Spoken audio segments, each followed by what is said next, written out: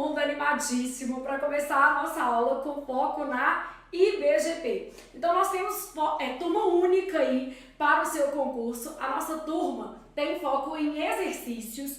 A gente vai aprender a partir das questões, vamos fazer provas completas da IBGP e também questões por assunto. Flávia, quantas aulas haverá no nosso curso? Porque já vamos começar pela concordância correta, né? Não podemos dizer quantas aulas haverão no nosso concurso, porque haverão aí, esse haver não combina com a nossa sentença, porque é um haver com valor existencial, então o verbo tem que ficar na terceira pessoa do singular. Bom, nosso curso contará com um total de 20 aulas, tá? A minha ideia é corrigir 10 provas completas da IBGP, escolher os temas mais afins à banca e fazer questões por assunto desses temas. Gente, a IBGP não tem tantas provas recentes. Então, olha, de 2020 para frente, eu consegui achar 9 provas da banca diferentes. Então, a gente vai pegar provas mais antigas, vai pegar tudo que a gente encontrar da banca e, seguindo o nosso edital que tem e tudo mais, vocês já leram o edital da IBGP? Que chique! Né? Ela coloca algumas referências bibliográficas, então ela começa a listar os conteúdos de língua portuguesa, vai lá, fonética, aí, ortografia, acentuação gráfica, aí chega no finalzinho, sabe o que ela coloca? E tudo mais. E qualquer outra coisa que houver nas bibliografias indicadas para o seu concurso. Bom, ela indicou simplesmente todos os livros bons ali de língua portuguesa, quer dizer, tudo pode cair na sua prova, é a gramática inteira, realmente não podemos deixar de dar nada. Mas a banca, ela sempre tem um padrão, né? Então, por exemplo, quer ver? Olhando as provas anteriores da IBGP, a gente percebe que são mais que comuns questões de análise sintática e que, de uma maneira geral, né, essa banca vai trabalhar ali sujeito, né? Tipo, basicamente, tipos de sujeito, tipos de predicado, classificação sintática de termos, são os conteúdos priorizados pela organizadora do seu certame, que é a IBGP, beleza? Então vamos começar entendendo o nosso curso. O nosso curso é um curso de correção de provas e exercícios por assunto. Vamos fazer as duas coisas aqui. Nós vamos pegar as provas mais recentes da sua banca, mas ela não tem tantas provas recentes. E aqui a gente vai fazer um perfil da banca com base nas questões que a gente separou dos últimos 5 anos da banca, tá? Eu tive que trabalhar com questões mais antigas, né? Porque se eu pegar só dos últimos 2, 3 anos, o volume de questões era muito pequeno. Então, ó, perfil da banca IBGP. Bom, geralmente essa banca, ela traz um texto enorme para vocês. E sabe aquela pergunta do texto? Quase nada. Esse é o problema, né? Então, de uma maneira geral, a gente vai ter uma interpretação de texto longa. Então, aqui, ó, um texto longo, né? Vou colocar assim, interpretação de um texto longo.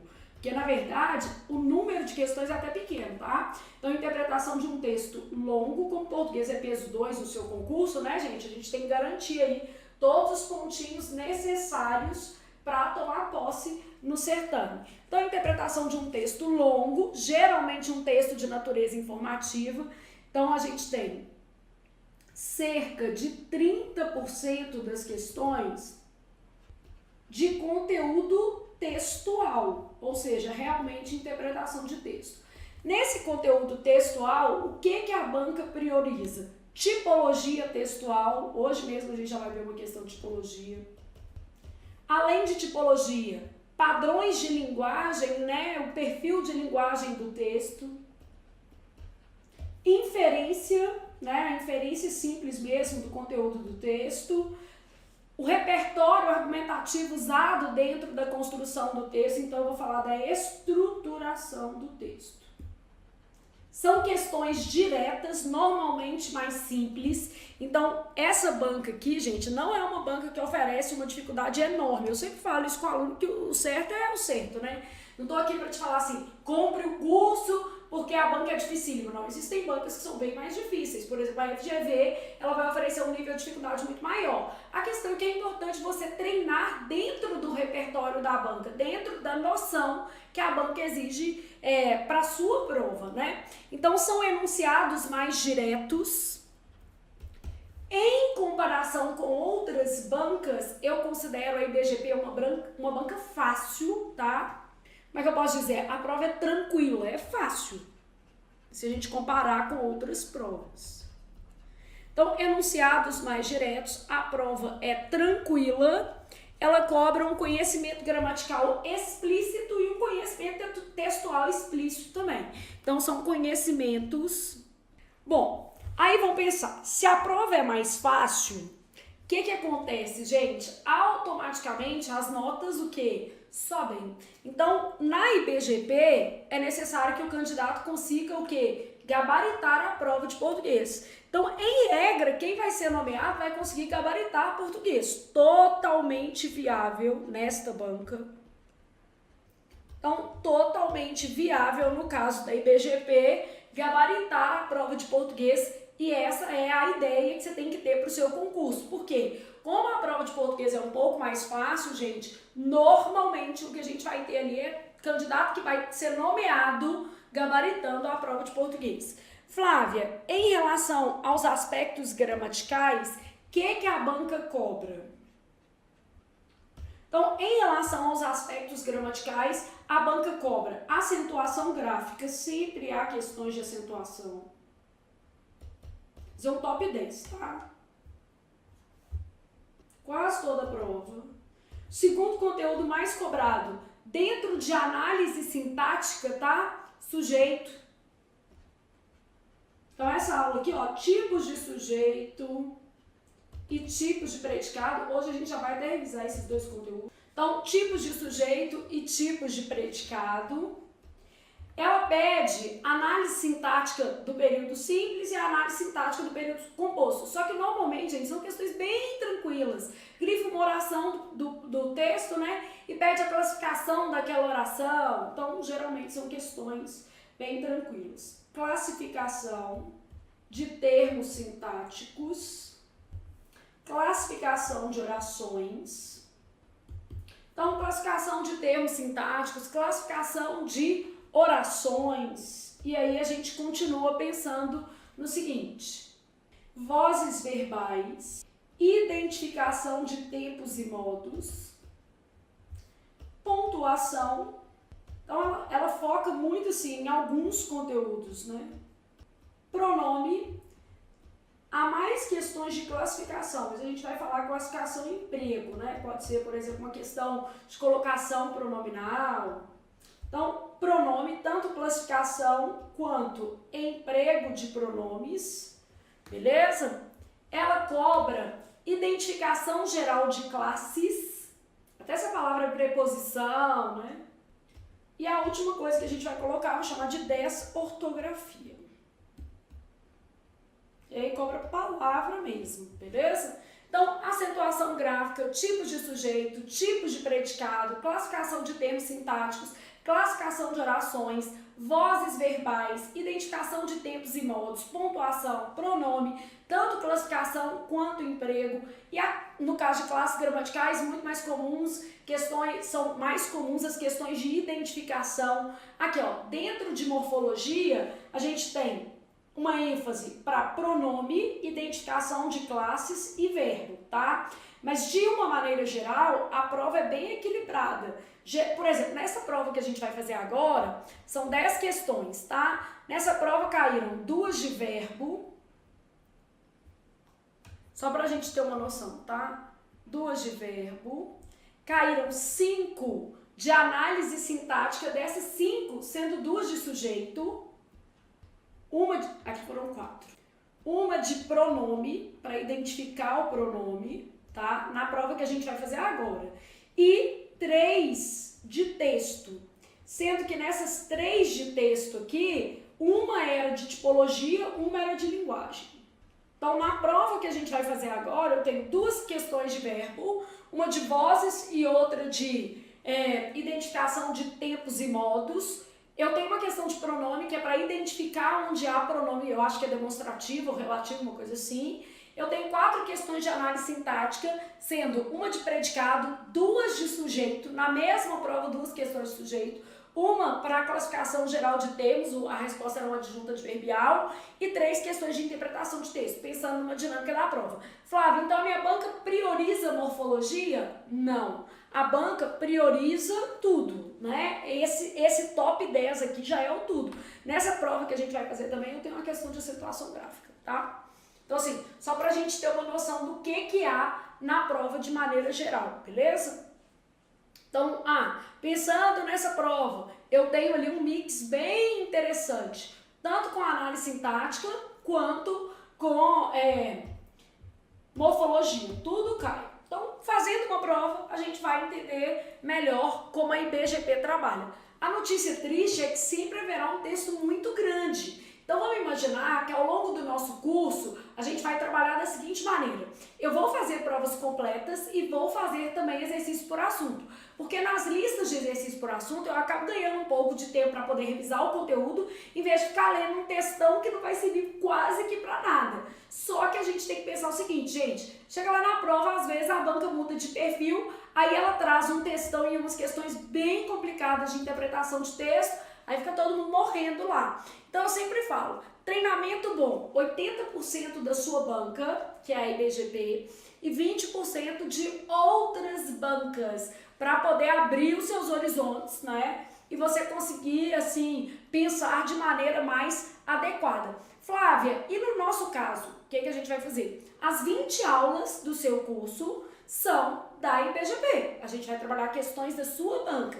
Mas eu vou deixar lá algumas provas extras que eu acho que podem ser interessantes para você revisar algumas possibilidades fora do que a banca tem o hábito de cobrar, beleza? Flávia, e em termos de elaboração de prova, você acha que é uma prova mal elaborada, uma prova bem elaborada? De uma maneira geral, as questões são muito simples e são bem elaboradas, ou seja, de uma maneira geral, eu não percebi, não identifiquei tantas questões com falhas na formulação.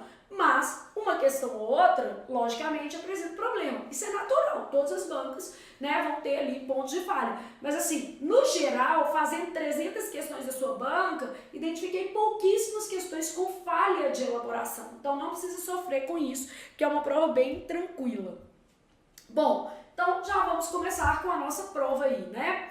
Nossa prova é Agente Fiscal de Tributos de São João del Rei, e aí nós vamos lá trabalhar um textão. Então, o nosso texto é o seguinte: temperaturas extremas causaram impactos sem precedentes nos oceanos. Bom, olha o que a sua banca vai fazer. A sua banca vai trabalhar essa frase aqui em várias questões, 5 ou 6. Temperaturas extremas vai ser o nosso sujeito, que aí eu já vou fazendo aqui a análise com vocês. Então, temperaturas extremas, sujeito, de que tipo? Sujeito simples, expresso na frase, né? O núcleo do sujeito, temperaturas, então esse termo é o núcleo. Extremas vai ser um adjunto adnominal, ele integra ali o sujeito. Temperaturas extremas causaram. Causa o quê? Impactos sem precedentes. Causaram isso aqui, ó. Sem precedentes inesperados, né? Esse termo está caracterizando o quê? Impactos. Então, está dentro do objeto direto. Quem causa algo. Onde que esses impactos foram causados? Nos oceanos. Então, nesse caso aqui, a gente tem um adjunto adverbial de lugar.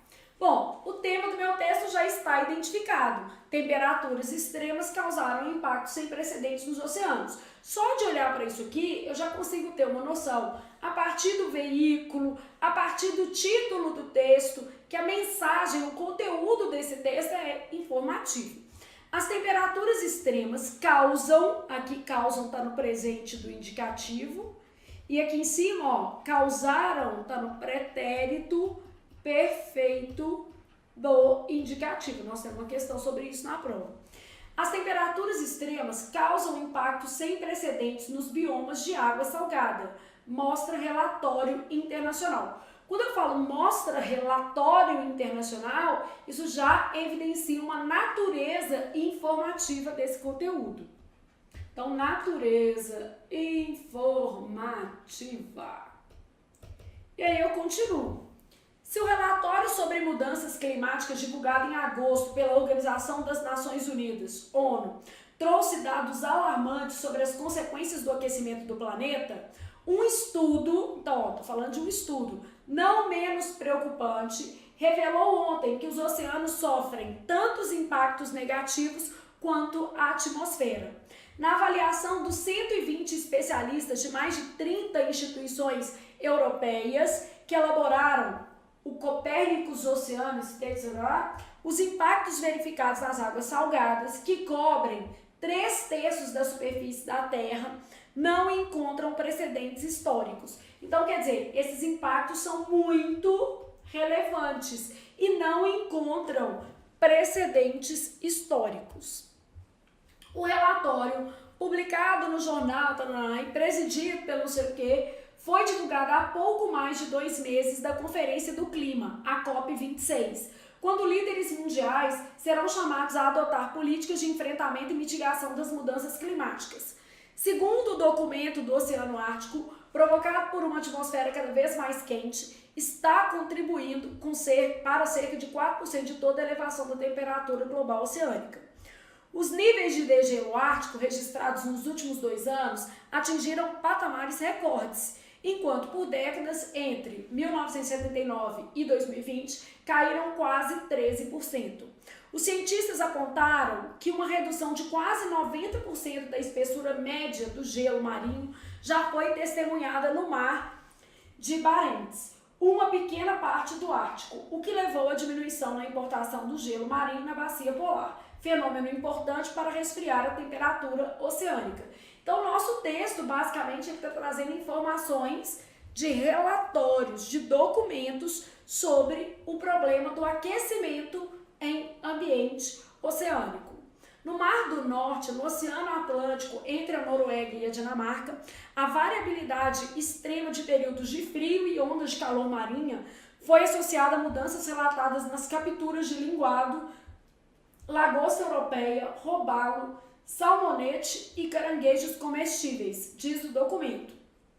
Já no Mar Mediterrâneo, ocorreram 4 inundações recordes consecutivas em Veneza, novembro de 2019, além de terem sido registradas alturas de ondas acima da média na proporção sul. Essa variabilidade em curto prazo nas temperaturas do oceano, na forma de ondas de calor ou períodos de frio, durando de dias a algumas semanas, é uma questão de preocupação crescente no ambiente marinho, porque pode afetar muitos aspectos desses ecossistemas. E aí, uma das autoras dos estudos, um dos coautores do relatório e pesquisadora do Centro Nacional de Oceanografia do Reino Unido, explica acerca desses dados. Então, só a gente pensando o seguinte: documentos, informações acerca desses documentos. Não é uma opinião, É a partir de uma pesquisa que isso aqui foi trabalhado.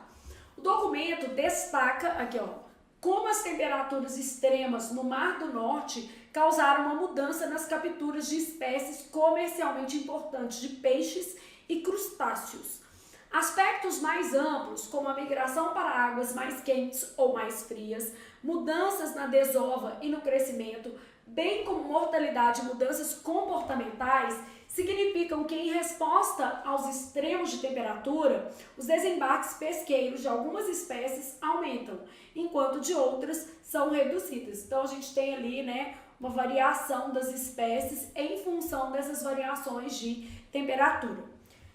Monitoramento. Os cientistas documentaram que, globalmente, a temperatura média do mar subiu a uma taxa de 0,015 graus Celsius por ano, de 1993 a 2019.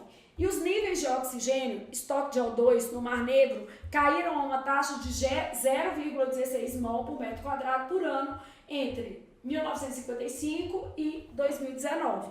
Só informação, gente? Em nota, a presidente do relatório, Darina Van Chachachan, da não sei o que, destacou a necessidade urgente de medidas de monitoramento e proteção. Mudanças climáticas, poluição e superexploração, a próxima frase que eles vão usar para fazer as questões do texto são essas aqui, ó. Colocaram pressões sem precedentes sobre o oceano, exigindo com urgência medidas sustentáveis de governança, adaptação, gestão, a fim de garantir os vários papéis de suporte de vida que esse ecossistema oferece para o bem-estar humano, disse. As aspas aqui, né, marcando citações textuais. Não perguntou, mas já vamos pensar nisso. Considerar o oceano como um fator fundamental no sistema terrestre e abraçar a sua natureza multidimensional e interconectada é a base para um futuro sustentável. Nas 185 páginas do relatório, que investiga as condições e as variações em curso no oceano global e nos mares europeus, os cientistas apresentam diversos outros cenários preocupantes, como migração de peixes-leões invasivos para o Mar Báltico, precipitações e secas extremas no dipolo do Oceano Índico, aumento incomum do nível do mar no Mar Báltico e condições extremas de ondas no Golfo da Bótnia. Como recente publicado IPCC, painel de especialistas em mudanças climáticas da ONU, indica que as taxas anuais de aumento médio do nível do mar global ultrapassam os 3 milímetros por ano, o que é maior do que o observado no século XX e sugere uma aceleração nas taxas de aumento do nível do mar, diz Ângela, chefe do nível do mar e clima oceânico do CNO. Segundo a especialista, quando as marés altas e as grandes ondas de tempestade coincidem, é mais provável que resultem em inundações costeiras prejudiciais, especialmente se o nível médio do oceano também estiver elevado. O aquecimento crescente e a perda de massa de gelo das geleiras e mantos de gelo na Groenlândia e na Antártida também farão com que esses aumentos continuem. Portanto, vai uma conclusão, eventos como o de Venetim Água Alta, destacado no relatório As Inundações de Veneza em 2019, devem se tornar cada vez mais comuns à medida que o nível do mar continua a subir. Fonte, sempre importante olhar a fonte. Gente, todas as provas dessa banca têm textos de 3 páginas. Assim, e o pior é que as questões são tão fáceis que você tem uma vontade de falar assim, não precisa ler, mas não pode fazer isso, porque um ponto muda a sua vida. Então você precisa ler com calma, não tem jeito. O que eu te sugeriria é, considerando a IBGP, eu diria o seguinte: avalie as questões de interpretação de texto, dê uma olhadinha antes, para na hora que você for ler o texto, você já conseguir direcionar a sua leitura, porque são textos tão grandes que a gente meio que se perde na leitura. E eu não achei nenhuma prova com texto pequeno da sua banca. Se vier, vai ser no seu concurso, tá? Porque por enquanto é só textão. Bom, texto, notícia, conteúdo de ciência, ó. Temperaturas extremas causaram impactos sem precedentes nos oceanos. Porque verificar a fonte é importante para a gente ter uma noção ali do que a gente pode pensar em termos de tipologia textual, tá? Então, a nossa primeira questão é sobre tipologia textual. A partir da leitura do texto, é correto afirmar que ele possui um caráter de que tipo? Informativo. Um texto descritivo, gente, ele é essencialmente observacional. Não é bem o caso aqui. Eu posso observar um cenário, uma paisagem. No caso, eu estou trazendo informações pautadas em pesquisas. Então, o texto é informativo, né? Baseado em pesquisas e em argumentos de autoridade. Porque algumas falas, né, são aquelas pequenas inserções de estudiosos acerca do tema. Né? Não há propriamente uma tese, né? Esse texto não defende uma tese, ele traz um conteúdo informativo. É um conteúdo, inclusive, científico, né? Então, essa já vai ser a nossa resposta. Possui caráter descritivo? Não. Um texto descritivo ele vai ter uma natureza observacional. gente pode descrever tanto cenário quanto personagem, né? Cenários, personagens e outras coisas que você quiser descrever. Um texto narrativo, uma coisa importante na descrição é que o tempo não evolui, né? O tempo é estático, fixado no momento da observação. Se alguém te perguntar como a Flávia está hoje, você vai falar, está de rosa. É no momento da observação. Então, o tempo é estático, fixado no momento da observação. Bom, possui caráter narrativo. O que é um texto narrativo? Aí a gente já percebe uma evolução temporal. Nas narrações, a evolução temporal. A gente vai ter um enredo. Esse enredo, ele vai ter narrador. Então, eu vou ter o que, né, que é o próprio enredo, quem, onde, quando. Na narrativa, a gente sempre fala na necessidade de um contexto espaço-temporal. O que é o fato em si, né? E quem? Os personagens que vão aparecer ali, que podem ser reais ou fictícios, a depender do caso. Então, na narrativa, a gente sempre vai ter uma evolução temporal. Então, pensando ali na dinâmica de tipo. Um texto injuntivo. O que é um texto injuntivo? Bula de remédio, receita, cartilha. Então, cartilha para acabar com a dengue, né? Você não deixar água parada aí na sua casa. Então, um texto injuntivo tem caráter instrucional. Então, texto injuntivo vai apresentar um caráter instrucional dentro do contexto lógico, né? Traz orientações acerca de um dado procedimento. Então, o nosso curso, gente, é de exercício, mas o nosso objetivo vai ser sempre revisar conteúdos a partir das questões, né? Então, caráter instrucional, o texto traz orientações acerca de um dado procedimento ali, beleza? Geralmente uma bula, uma receita, uma cartilha, são opções de textos, o quê? Injuntivos. Pensa, gente, sempre assim, Flávia, o que eu poderia fazer para melhorar, né, vamos dizer assim, a minha organização de estudo? Faça fichas. Então, estudando por questões, você pode sempre elaborar fichas. Eu vou elaborar uma fichinha de tipologias textuais, Então, tipologias textuais, vou trabalhar as principais. Um texto pode ser descritivo. Um texto pode ser narrativo, um texto pode ser expositivo. A gente usa falar também que ele pode ser informativo, mas isso aqui está bem perto, tá? Ele pode ser argumentativo. Aqui a gente fala que ele é dissertativo, argumentativo.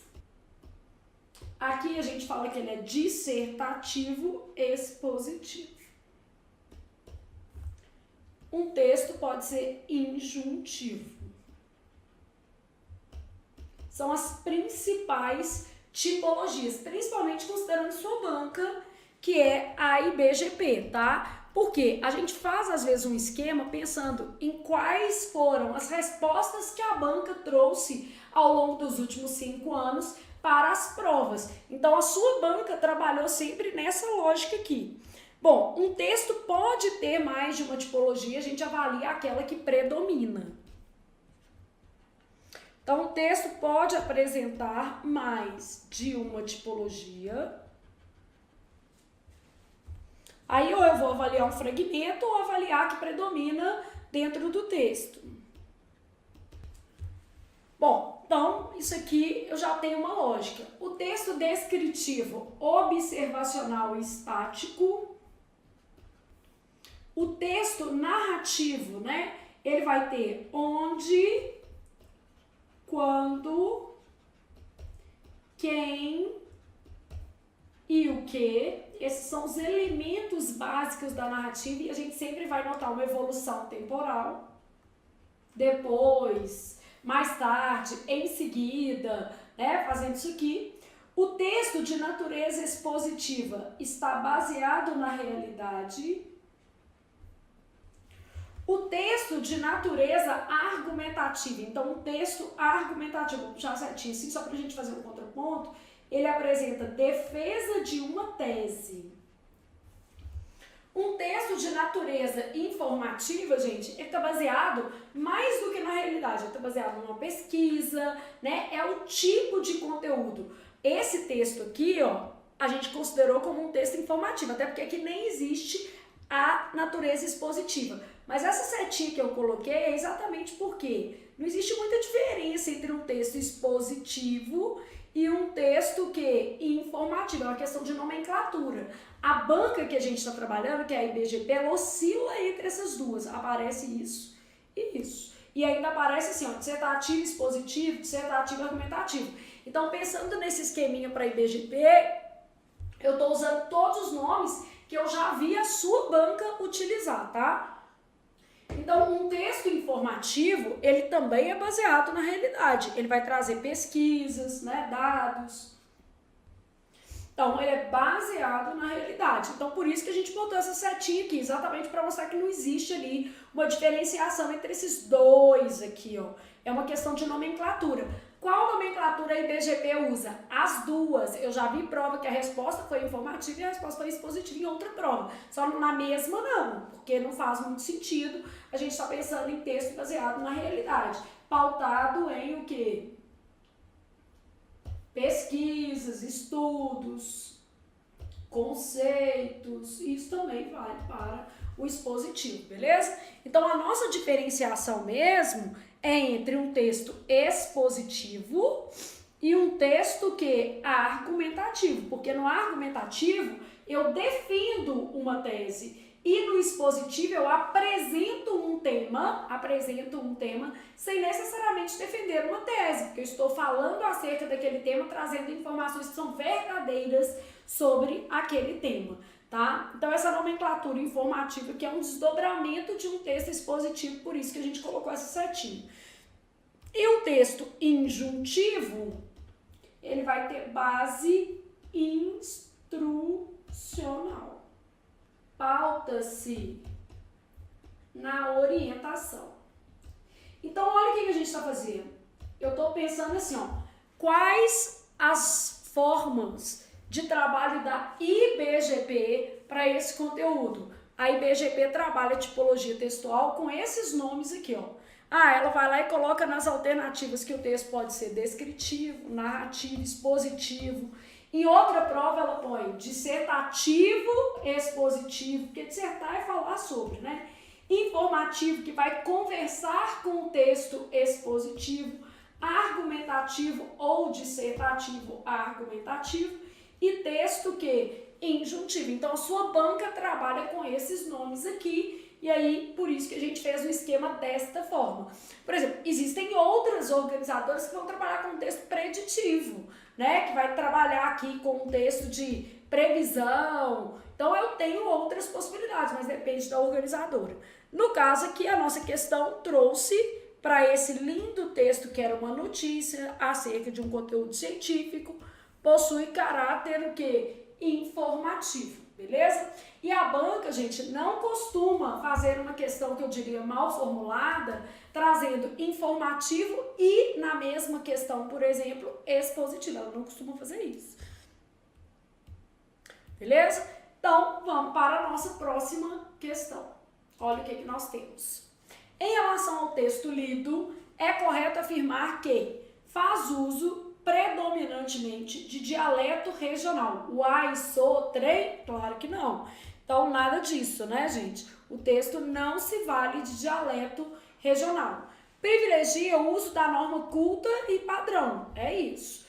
Tem um uso muito, né, forte de gírias. Não. Faz uso predominante de coloquialismo. Não. Privilegia o uso da norma culta. Até pelo veículo, né, que é o Correio Brasiliense, e até também por se tratar de um texto com conteúdo informativo científico. Então, até o conteúdo do texto remete a uma linguagem culta, padrão. Depois, a partir da leitura do texto, é correto afirmar que trata-se de um texto construído com linguagem mista. O que seria uma questão de linguagem mista? Uma linguagem verbal e não verbal. Vou fazer um esqueminha sobre isso para vocês ali no outro quadro, já fazendo no modelo que a IBGP pede, tá? Ela dá uma misturada em tudo. Então, trata-se de um texto construído com linguagem verbal e não verbal, que seria o que é mista. Não. O texto é exclusivamente linguagem verbal. O texto apresenta apenas linguagem verbal.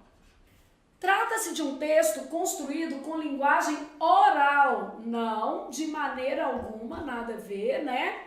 Trata-se de um texto construído a partir de signos. Signos são os códigos usados para a construção da mensagem não verbais. O que seriam signos não verbais? Por exemplo, na internet a gente usa muito emoji, isso aí seriam signos não verbais, tá? Então, são aqueles que não seguem o padrão alfabético.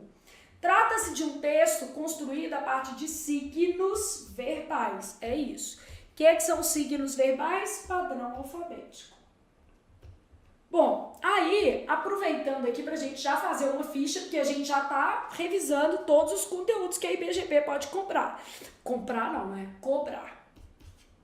Então, a gente tá pensando no padrão, colocado no plural, padrões de linguagem. Então, eu tenho variação do meu padrão de linguagem quanto ao código. Código também tem a ver com signo, tá? Ela pode usar essas duas formas aí para se comunicar com você. Quanto ao sentido, que pode aparecer lá, semântica. E um padrão quanto ao registro, que a gente pode falar que tem a ver com a situação comunicativa. Adequação linguística. Então, de onde eu estou tirando esses nomes para fazer esse esqueminha? Eu estou tirando da sua banca, um esquema pensado na IBGP. Como a sua banca trabalha esse conteúdo. Isso aqui é um dos conteúdos mais cobrados pela sua banca, tá? Ela realmente gosta de uma questão de modelos, padrões de linguagem. Bom, quanto ao código, a minha linguagem ela pode ser verbal, ela pode ser não verbal e ela pode ser mista. Então, o que é uma linguagem verbal, beleza? Uma linguagem verbal é aquela que apresenta elementos alfabéticos. Então, a gente vai pensar ali que ela constitui palavras. Os números, eles podem integrar a linguagem verbal porque eles podem ser representados por palavras, tá? Então, vamos supor, se eu tivesse o número 20, eu diria que a linguagem predominantemente no texto ali é uma linguagem ainda assim verbal. Mas, vamos tirar de contexto, vamos lá. Vamos pegar se eu tivesse uma expressão numérica, tá? Se eu tiver uma expressão numérica num contexto matemático, eu não vou considerar isso aí como linguagem verbal. Então, depende de onde eu estou trabalhando esses números aí, de como eles estão inseridos no contexto, tá? Uma expressão matemática, ela é uma linguagem matemática, inclusive, tá? Numérica. Então, alfanumérica, que a gente chama, se tiver letra, né? X elevado a 2, enfim. Então, linguagem verbal, ela se vale de palavras, siglas, né? É uma linguagem alfabética. Sempre a gente vai olhar o que prioriza, né? O que predomina. Então, avalia-se o que predomina. Ou se faz uma análise específica, né? Que aí depende do enunciado. Né? Ou é feita a análise específica de trecho do texto. Aí você tem que avaliar o trecho. A linguagem não verbal, beleza? A linguagem não verbal, ela se baseia em outros códigos linguísticos. Então, cores, ícones. Posso, por exemplo, usar notas musicais, né?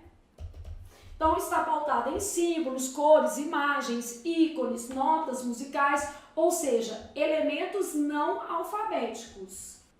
A linguagem mista é a associação da linguagem alfabética com a linguagem simbólica.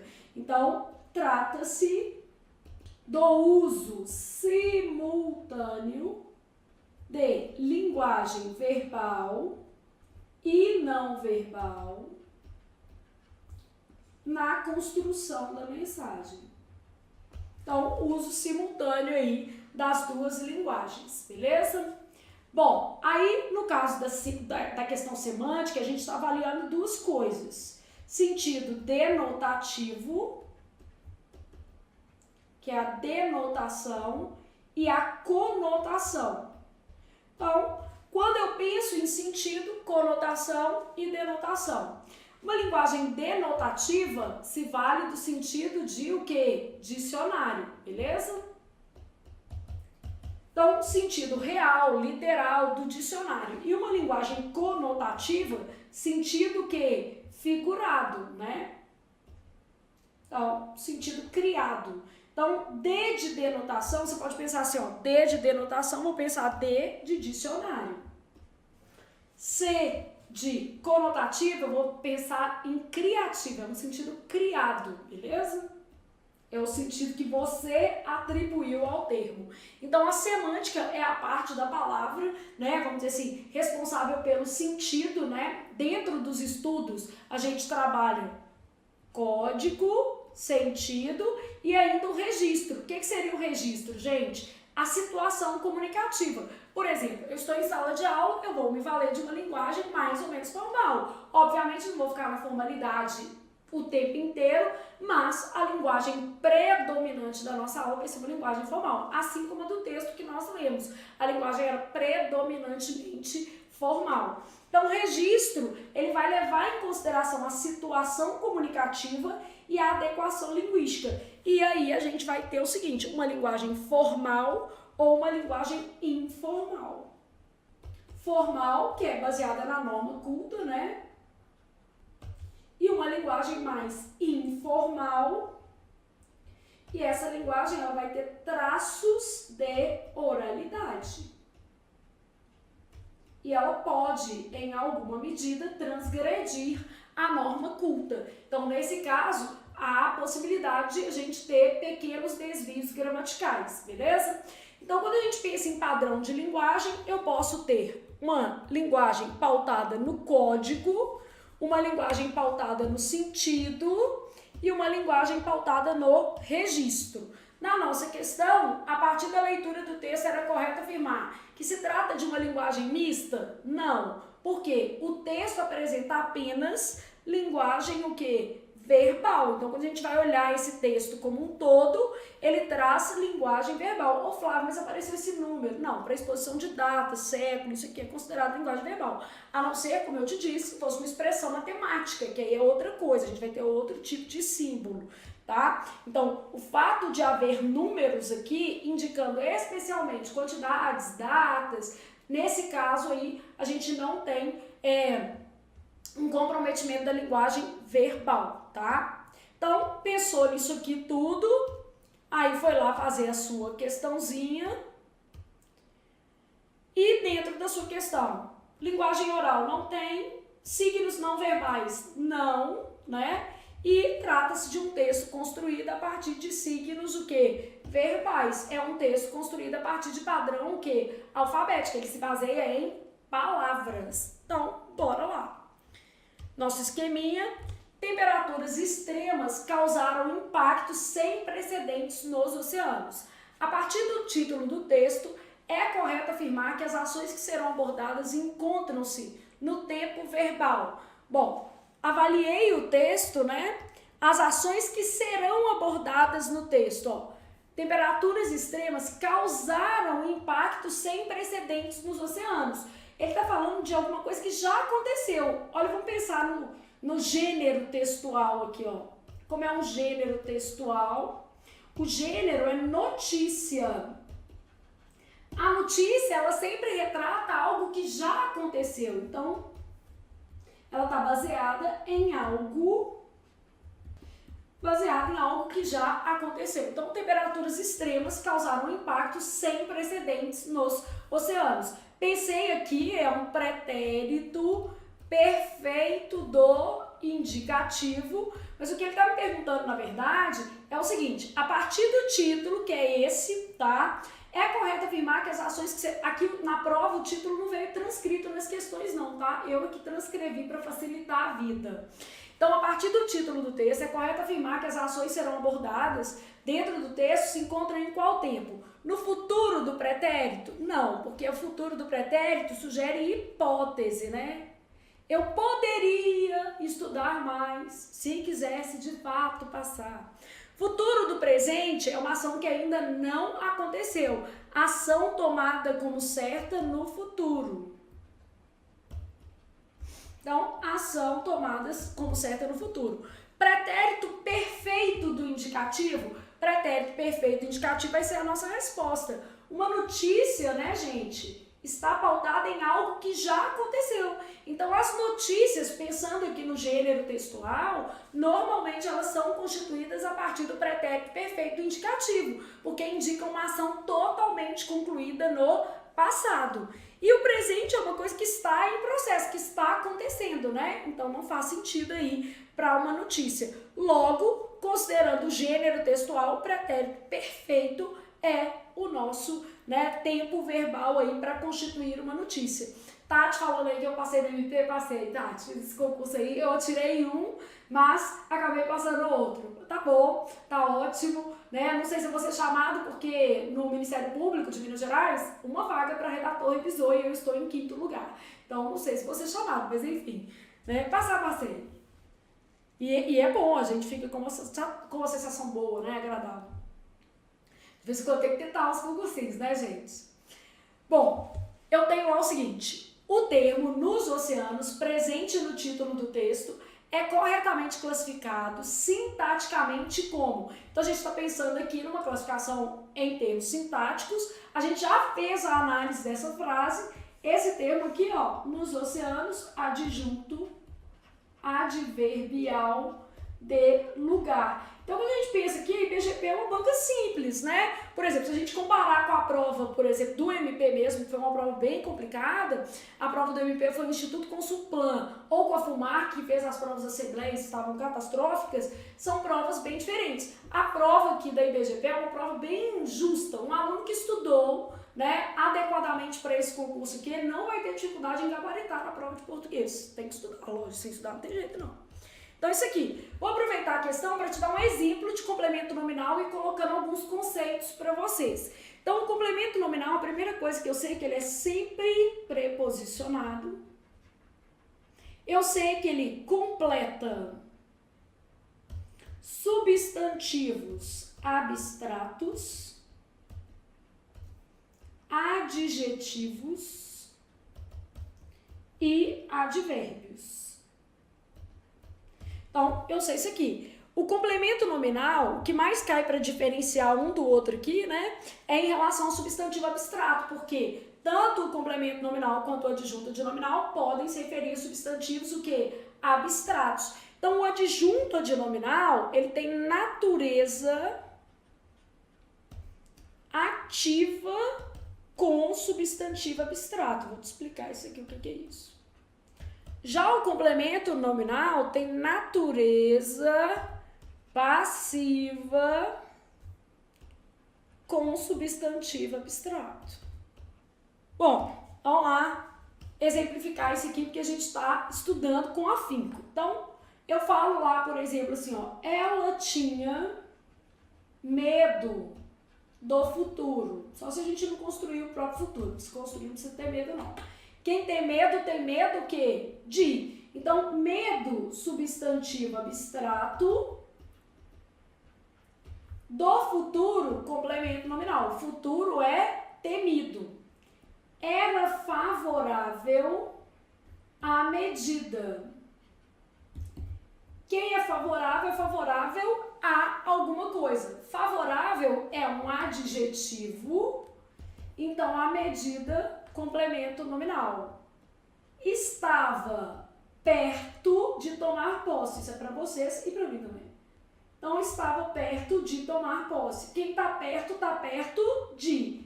Perto é um advérbio. De tomar posse aqui, ó, é um complemento nominal, só que eu ainda fiz mais. Eu fiz um complemento nominal de natureza oracional. Então, complemento nominal oracional, porque ele está representado por uma oração. Então, ó, o complemento nominal, ele pode se ligar a um substantivo abstrato, a um adjetivo ou a um advérbio. Quando ele se liga a um substantivo abstrato, ele tem uma natureza passiva. Então, vamos pensar nisso aqui, ó. Amor, vamos pensar no Dia das Mães, ó. Amor à mãe é necessário, com certeza, né, gente?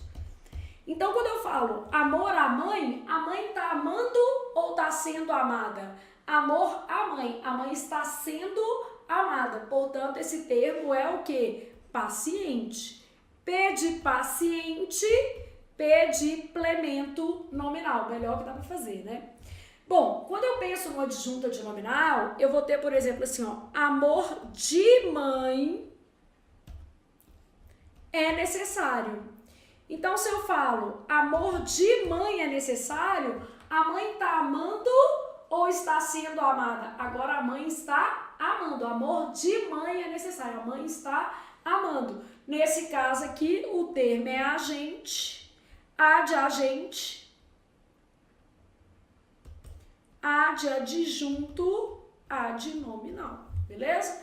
Então, natureza ativa com substantivo abstrato, adjunta de nominal, natureza passiva, né, com substantivo abstrato, complemento o quê? Nominal. Bom, Flávia, o adjunta de nominal faz o quê? A adjunta de nominal acompanha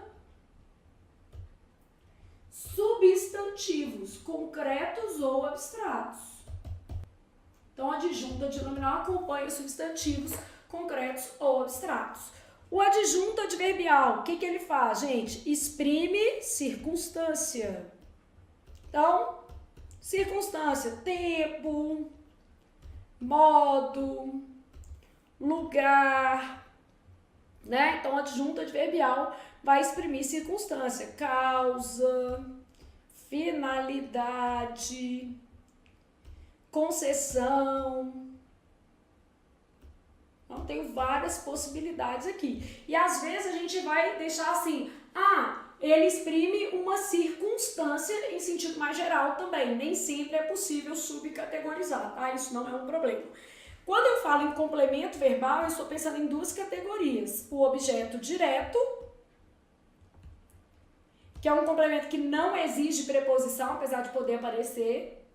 A gente fala não exige. E o objeto que? Indireto, que é um complemento que pede preposição. Preposição pode estar implícita, subentendida, mas ela aparece. Então, isso aqui, aproveitando para a gente revisar um pouco essa base de análise sintática. De uma maneira geral, as questões da IBGP vão ser questões mais tranquilas, vão cobrar conteúdos de análise sintática com muita frequência, mas vão ser questões mais fáceis, como essa daqui de adjunto adverbial. Inclusive, eu percebi assim, que a banca adora a questão de tipos de sujeito e adjunto adverbial. Um monte de prova cobrou esse conteúdo aí. E bora para a nossa próxima questão. Então, tem o seguinte: o sujeito presente na oração que compõe o título do texto é classificado corretamente como? Eu tenho lá assim, ó, temperaturas extremas, sujeito, simples, expresso, núcleo, temperaturas. Então, o sujeito é como? Simples, beleza? Então, o sujeito presente na oração é um sujeito simples. Flávia, o que seria um sujeito desinencial? Somos responsáveis pelo nosso futuro. Só teme o futuro quem não constrói o próprio futuro, né? Somos responsáveis pelo próprio futuro. O futuro não cai do céu, é construção. Somos responsáveis pelo próprio futuro. Quem somos? Nós. Está implícito na desinência do verbo. Então, o sujeito desinencial, ó, aparece implícito na desinência do verbo. Beleza? Sujeito simples. O que acontece com o sujeito simples? Apresenta apenas um núcleo. Não quer dizer que vai ter uma palavra só, né? Então, apresenta apenas um núcleo. Indeterminado existe, que é diferente do sujeito inexistente, né? Mas não pode ser identificado no contexto. Então, o sujeito indeterminado ele existe, mas não pode ser identificado no contexto. Quais são as formas de indeterminação do sujeito mais comuns? Terceira do plural sem referente, tipo, roubaram meu relógio, eu não sei quem foi. Verbo intransitivo, transitivo indireto, ou verbo de ligação mais a partícula se. Esse se tem que ser índice de indeterminação do sujeito. Nesse caso, o verbo tem que estar na terceira do singular. Então, verbo intransitivo, transitivo indireto ou verbo de ligação, mais a partícula se, índice de indeterminação do sujeito. E a gente também tem uma indeterminação do sujeito que é menos comum, nunca vi na IBGP, mas é um infinitivo impessoal. Então, quando eu tenho infinitivo impessoal, isso também é uma forma. Sujeito composto apresenta mais de um núcleo. Nós vamos ter nessa mesma prova uma questão de sujeito que composto, beleza? Só pra gente melhorar o nosso esquema, né? Aqui eu já tinha dado um exemplo, ó. Somos responsáveis pelo próprio futuro. O sujeito desinencial, também chamado de sujeito oculto, aparece implícito aqui na forma verbal. Vou dar um exemplo de sujeito simples, ó. As ideias de... Vou colocar assim porque parece composto, mas não é, ó. As ideias do pai e da mãe eram boas. Quando eu falo as ideias do pai e da mãe, gente, quer dizer que o pai e a mãe tiveram ideias conjuntas, senão eu diria as ideias do pai e as da mãe. Se eu colocasse as ideias do pai e as da mãe, aí o meu sujeito seria composto. Por quê? Porque eu teria ali dois núcleos, a palavra ideias reiterada do outro lado. Então, para mostrar isso para você, ó, vou colocar aqui, ó, as ideias do pai e as da mãe. Então, as ideias do pai e as da mãe, agora tem, ó, dois núcleos. Que aqui tá subentendida a palavra ideias, tá vendo? Por causa do determinante. Eram boas. Aqui é composto. Aqui é simples, só tem um núcleo. Aqui tem dois núcleos. O segundo tá implícito aqui. Beleza? Sujeito indeterminado pela terceira do plural. Roubaram meu relógio. Vou colocar relógio, que eu nunca tive um, então nem tem jeito de roubar. Roubaram meu relógio. Gente, tô olhando o relógio toda hora? Nem não. Hoje a gente já fica olhando o celular, né? Bom, aqui, ó, vive-se bem em Belo Horizonte. Verdade que é. Então, vive-se bem em Belo Horizonte. No caso aí, vive-se o verbo intransitivo seguido de um se, índice de determinação do sujeito. E ser ou não ser. Não, né? Eis a questão. Então, quando eu falo ser ou não ser, eu não sei quem está sendo ou quem não está sendo, mas alguém vai praticar aquela ação. Logo, a gente fala que aqui o sujeito é indeterminado. Então, aqui é bom que a gente aproveitou para fazer uma revisão acerca dos tipos de sujeito. Simples, composto, desinencial, indeterminado, né? Para você ter uma ideia aí das possibilidades. Bom, Flávia, mas você não pode fazer um esquema de sujeito mais organizado para eu ser um pouco mais feliz? Claro que posso. Aliás, mais do que posso, é minha obrigação. Então, pensando em sujeito, até porque eu percebi que a IBGP tem uma verdadeira tara por tipos de sujeito, a gente tem lá, primeira coisa, dividir em sujeito existente e sujeito que? Inexistente. Sujeito inexistente é o que a gente chama de oração sem sujeito. Sujeito inexistente, ó, haver com valor o que? Existencial. Aqui eu não vou colocar exemplo não, porque não vai caber, tá? Haver e fazer indicando que? Tempo decorrido. Eu posso ter fenômenos naturais, chega de, basta de, passa de, dando noção de encerramento, né? Claro que vai ser assim, Joana chega de Londres amanhã, e o sujeito é Joana, né, meu filho? O que a gente vai ter aqui no chega de, basta de, passa de, chega de palhaçada, basta de corrupção, passa das 10 horas, esse tipo de construção que vai formar aí sujeito inexistente. Ou que é a mesma coisa, oração sem sujeito. E o verbo ser, indicando hora, data e o que? Distância. Então, o verbo ser indicando hora, data e distância. E no sujeito existente, eu vou poder ter duas possibilidades. Ele pode ser existente indeterminado. Então, quer dizer, ele existe, só que eu não sei quem é. Beleza? E posso ter um sujeito existente determinado. Usando a nomenclatura da sua banca, tá? O determinado, ele pode ser simples, ele pode ser composto, vou pôr desinicial primeiro. Algumas bancas vão tratar o desinicial como uma subespécie do simples, tá? Desinicial, que é também chamado de sujeito que oculto, composto e oracional, representado por uma oração. Aqui o desinicial eu não estou puxando uma setinha para ele, porque existem bancas que vão trabalhar como uma subespécie. Ele pode ser simples, expresso e simples o que? Desinicial. Mas sua banca, geralmente, ela vai trabalhar assim, ó. Ela vai fazer essa setinha aqui, fazer uma linha pontilhada. A gente está pensando na IBGP, né? Bom, sujeito indeterminado, a gente já sabe lá quais são as possibilidades. Terceira, do plural sem referente. Verbo intransitivo, transitivo indireto, ou verbo de ligação, mais o se, sendo que esse se tem que ser índice de indeterminação do sujeito. Se você fizer vários esqueminhas, você vai pegar, gente, não tem muito erro. E verbo no infinitivo impessoal. Então, e verbo no infinitivo impessoal.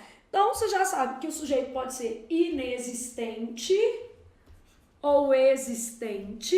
Essa é a primeira coisa que a gente olha. O inexistente é a mesma coisa de oração sem sujeito.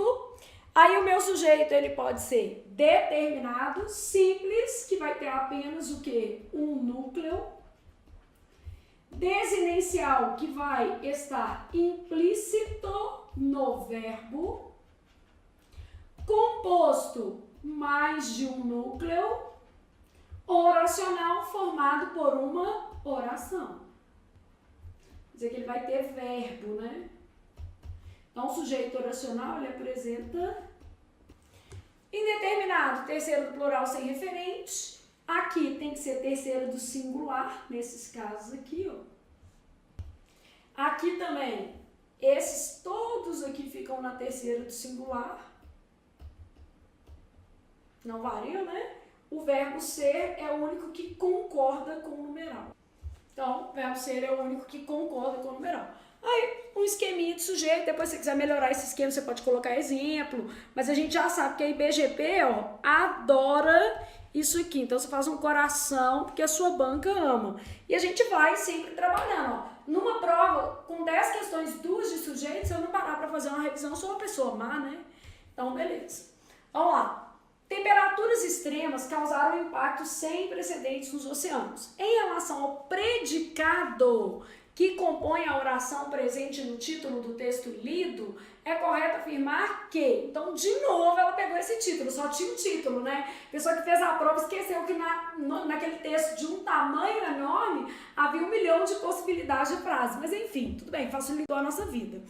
Bom, eu tenho 3 tipos de predicado. Antes de eu marcar aqui, ó, vamos fazer um esqueminha de predicado, que a gente já veio animado para a primeira aula para fazer muito esquema, né? Então, predicado, tipos. Então, tipos de predicado. Eu tenho somente 3 tipos de predicado. Predicado verbal, predicado nominal e o predicado verbo nominal. Bom, características dos meus predicados. Predicado verbal não apresenta verbo de ligação. Então, eu tenho que saber o que é verbo de ligação, né? Não apresenta predicativo, indica uma ação, né? Então, não apresenta verbo de ligação, não apresenta predicativo, indica uma ação.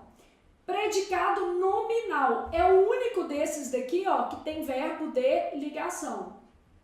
Se ele tem verbo de ligação, obrigatoriamente precisa ter predicativo do sujeito. Tem que ter, né? Então, apresenta predicativo do sujeito. Então, é o único tipo com verbo de ligação e apresenta predicativo do sujeito, beleza? Claro que ele indica qualidade, estado, né? Vamos aproveitar aqui para fazer o predicado verbo nominal. O que é o predicado verbo nominal? É tipo, casou esse com esse, aí deu um filhinho que era o verbo nominal, né? É um sangue AB. O que é um sangue AB? Ele não apresenta verbo de ligação, mas apresenta predicativo. Só que o predicativo pode ser do sujeito ou do objeto. Então, aqui, ó. Característica da mãe. Não apresenta verbo de ligação. Só que apresenta predicativo. Só que é só do sujeito? Não. Apresenta predicativo do sujeito ou do objeto. Então, apresenta predicativo do sujeito ou do objeto. Então, é uma soma desses dois, né? Como se fosse um filhinho aqui mesmo. Bom, o que vai acontecer? Predicado verbal, o núcleo é o verbo.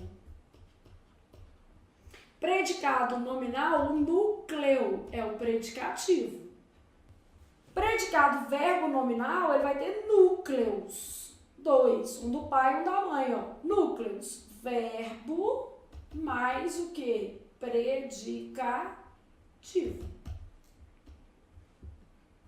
Agora, só exemplificar para a gente ser mais feliz que aqui cabe, né? Então, tô lá pensando nos meus tipos de predicado. Eu falo assim, ó, encontraram a moça no local. Encontraram alguém que eu não sei quem, então o sujeito é indeterminado. Terceiro do plural. Quem encontra alguém, a moça OD, no local adjunto adverbial. Predicado verbal. Porque o predicado é tudo, né? Porque o sujeito não está escrito na frase e o predicado aqui é verbal. Bom, vamos supor que eu tivesse assim, ó. Ela estava nervosa na ocasião. Sujeito, ela, predicado, isso tudo, ó. Estava nervosa na ocasião. Na ocasião é quando. Então, adjunto adverbial.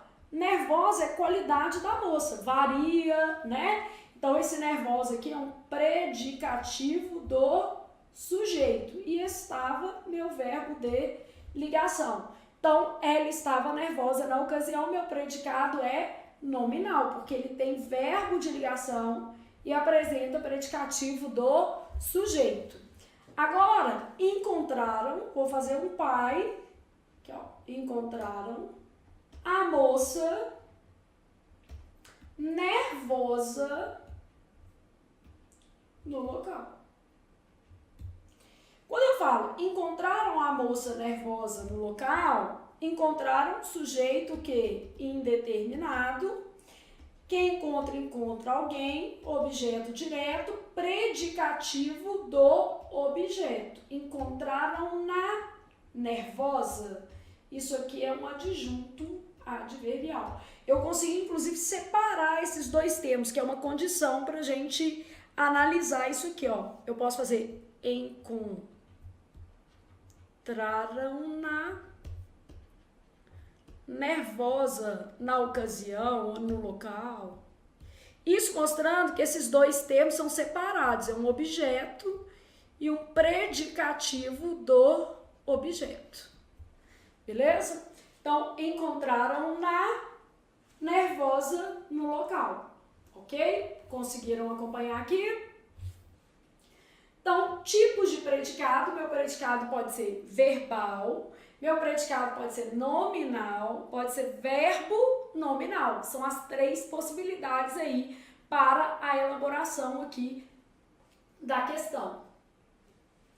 Bom, então no nosso quadrinho aqui, o que é que a gente tem? Tipos de predicado. O predicado verbal apresenta como núcleo o verbo, não apresenta verbo de ligação, não apresenta predicativo e indica uma ação. O predicado nominal é o único que apresenta verbo de ligação, apresenta predicativo do sujeito. Tem como núcleo o próprio predicativo, vai designar a qualidade, característica ou estado. O predicado verbo nominal é um cruzamento entre os dois, então não apresenta verbo de ligação, mas apresenta predicativo do sujeito ou do objeto. E aí aqui a gente trouxe exemplos. E agora a gente pode voltar para a nossa questão, beleza? Em relação ao predicado, porque a gente já sabe agora o que é predicado. Quando falou predicado, você pensa assim, ah tá, existem três tipos. Predicado verbal, predicado nominal e predicado verbo nominal. Então, na sua cabeça, automaticamente você pensa assim, ó, predicado verbal é do não. Não apresenta predicativo, não apresenta verbo de ligação. Predicado nominal é do sim. Apresenta verbo de ligação, apresenta predicativo. E esse é mais ou menos, não apresenta verbo de ligação, apresenta predicativo do sujeito ou do objeto. Aqui, ó. Não apresenta verbo de ligação, sim verbo de ligação, sim predicativo, só que só do sujeito. E aqui, ó, não verbo de ligação e não predicativo. Bom, aí fazendo a análise da frase, a gente consegue perceber o seguinte: temperaturas extremas causaram impactos sem precedentes. Sujeito, verbo transitivo direto, impactos objeto direto, sem precedentes, está dentro do objeto direto. Não previstos, né? Imprevistos. E isso daqui é um adjunto adverbial. Esses sem precedentes aqui, ó, impactos imprevistos, né? Imprevisíveis. Então, é um adjunto adnominal. Então, em relação ao predicado, o que nós temos? O predicado é verbal, beleza? Esse termo aqui, ó, que está aqui dentro, ele é apenas um adjunto adnominal. Impactos imprevistos. De modo que a nossa resposta vai ser a letra A de amo português. Depois, então, nosso esqueminha, e aí a gente passa. Questão 8. Leia o trecho a seguir. Mudanças climáticas, poluição e superexploração colocaram pressões sem precedentes sobre o oceano. Em relação à oração sublinhada, é correto afirmar que o seu sujeito. Então, outra questão de sujeito aí na sua prova. Bom, mudanças climáticas, né? As mudanças, poluição, superexploração. Eu tenho três núcleos. Então, é um sujeito composto e ele apresenta três núcleos. Então, possui apenas um núcleo? Errado. Possui 3 núcleos? Nossa resposta. Possui 2 núcleos? Errado. 4? Errado. Porque climáticas dá qualidade para mudanças, climáticas é adjunto adnominal. Climáticas não é núcleo, né, gente? Climáticas está acompanhando aí o sujeito. Então, ó, mudança, poluição, superexploração, beleza?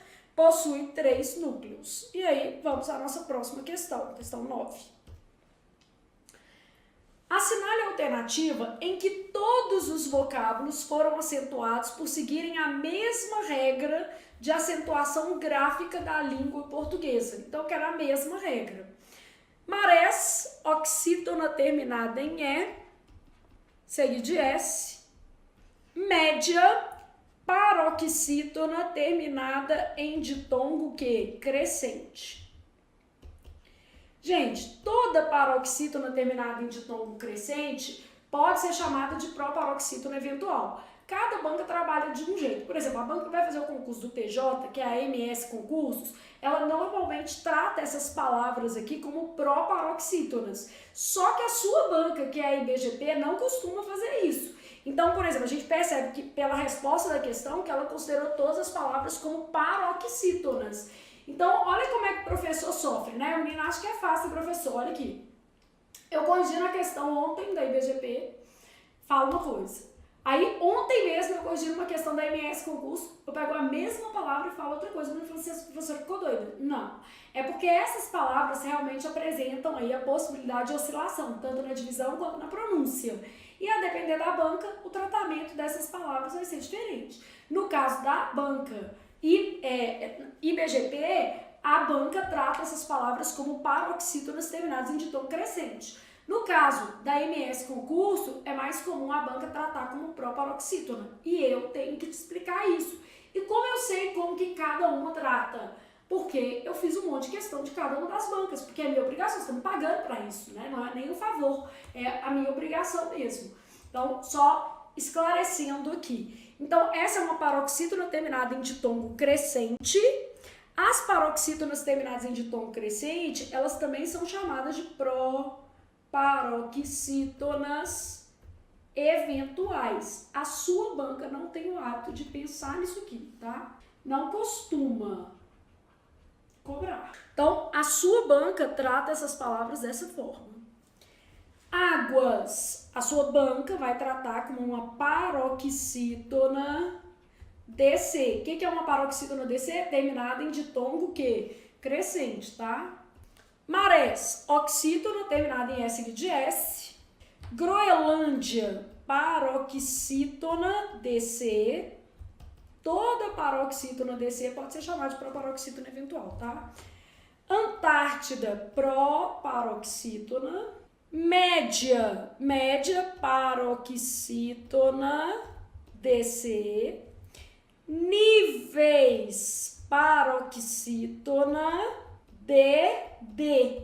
Porque aqui, ó, é ditongo decrescente, mas só paroxítona. Oxigênio, paroxítona DC.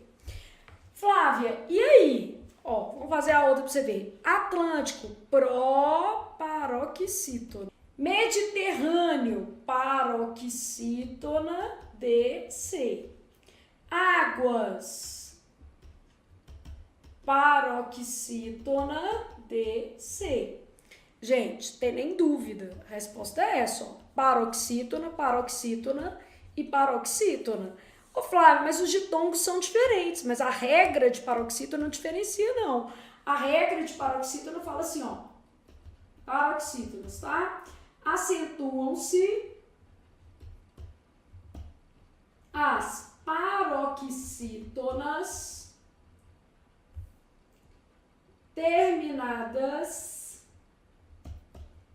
em L, N, R, X, I, US, AN, ão, PS e ditongo. No caso do ditongo, tanto crescentes quanto o quê? Decrescentes. Então, não diferencia isso aqui não.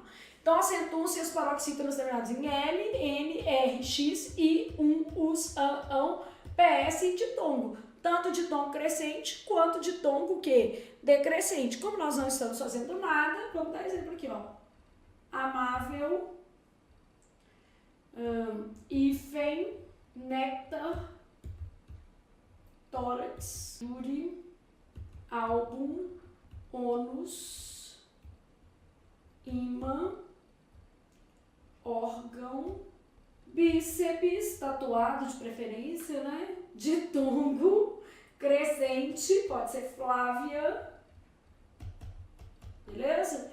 E decrescente pode ser amáveis, no plural, decrescente e crescente, tá?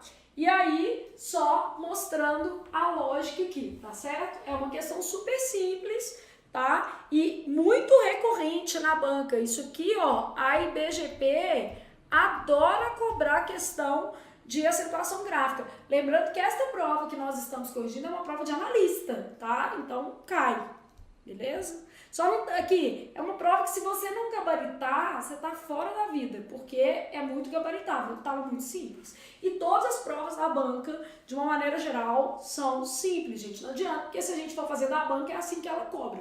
Flávia, mas você vai colocar umas questões mais complicadas lá no meu curso, porque se a banca mudar de ideia, eu não passo vergonha. Claro, eu sou doida por acaso? Depois vem uma prova, tipo assim, muito difícil e a gente vai passar vergonha. Só para você ter uma ideia, a última prova do concurso da SMPU de fiscal de parques, né, do município de Belo Horizonte, foi feita pela FUMAC. A prova foi dificílima e eu vou colocar a prova lá para vocês. Só que não é da sua banca, tá? Mas eu vou colocar lá, pode ficar tranquilo.